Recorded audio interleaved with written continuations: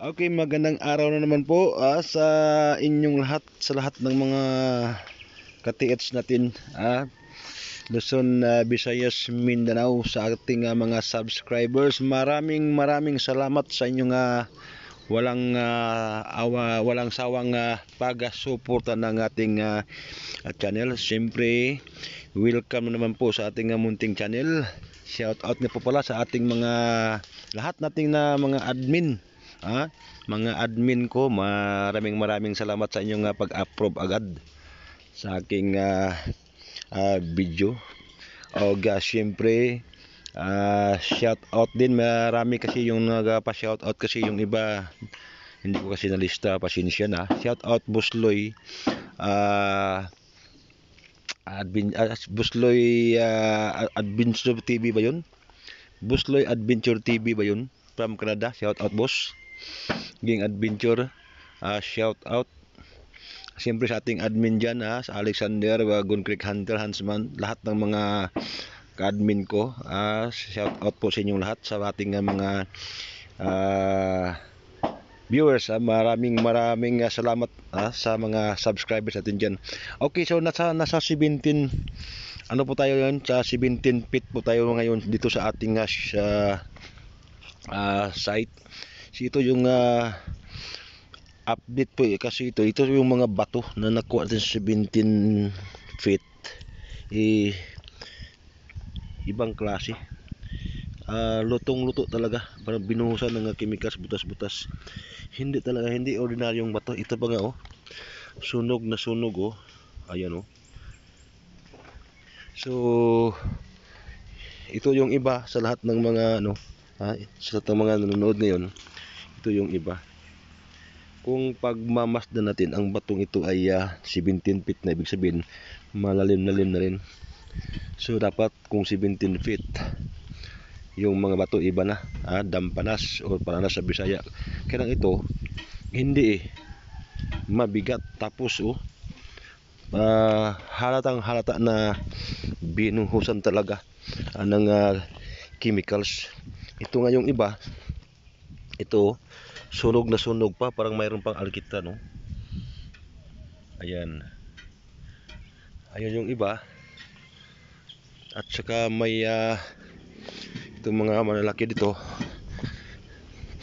Ito po yung mga malalaki, halatang halata kasi halatang halata na binuhusan talaga ng ng chemicals. Ayan, 17 feet po ito. Ayan yung sunog na sunog ayan hindi na masyado maklaro. Ayan, sunog na sunog yung mga bato at butas-butas. Ayan, so yung kanina ito yung mga kasama niya. So baba tayo sa 17 feet kasi dyan mismo si Lali, makikita din halatang halata na chamber na yung tinitira namin. So i-post muna dito kasi medyo mataas yung hagdanan nako. So punta natin sa baba mga ka-hunters.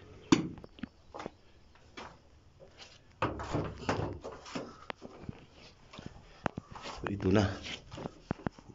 So kaya si Puluwa.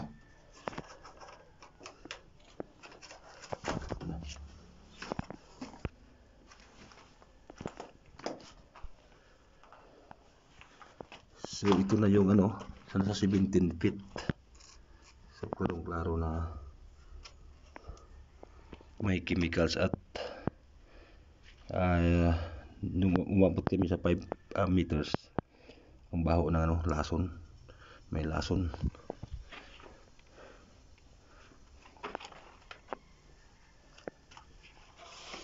Halatang halata na chamber talaga ito. Yung bato, puro bato na.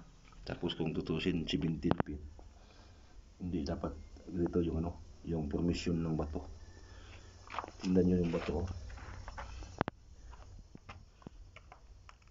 naka yan nakalock lahat. Ayan. So nakalock. Ayun yung iba. Tapos sunog. Ayan o. Sunog na sunog ng chemicals.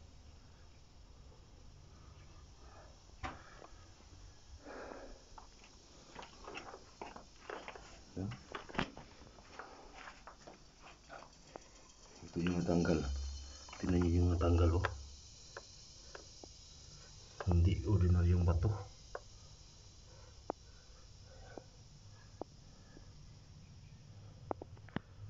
Okay na. So yan na po yung update namin ngayon sa aming site. Nilagyan na po rin namin ng uling kasi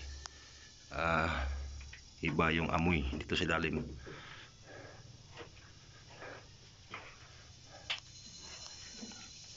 Walang bato dyan. Violet, brown. Violet at saka brown yan. Pink. Chocolate brown at saka pink. Violet. Pero pagdating dito, ito na yung natagpuan namin. Bato na, wala ng lupa. Bato na lahat. So sa abutin pa siguro ito ng 1 month.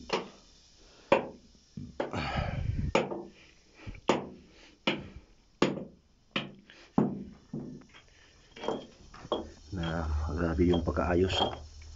Yung pagkagawa ng lock, chamber na chamber talaga. Yung bato halos di magalaw. Maganda talaga yung pagkagawa nila. Tingnan nyo yung paligid oh. Ito oh. Ayan oh. Sunog na sunog yan oh.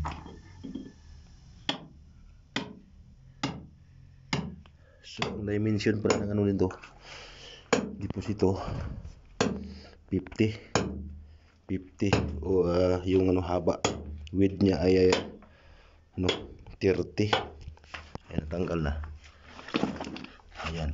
So ito na yung ano, tanggal yung ano.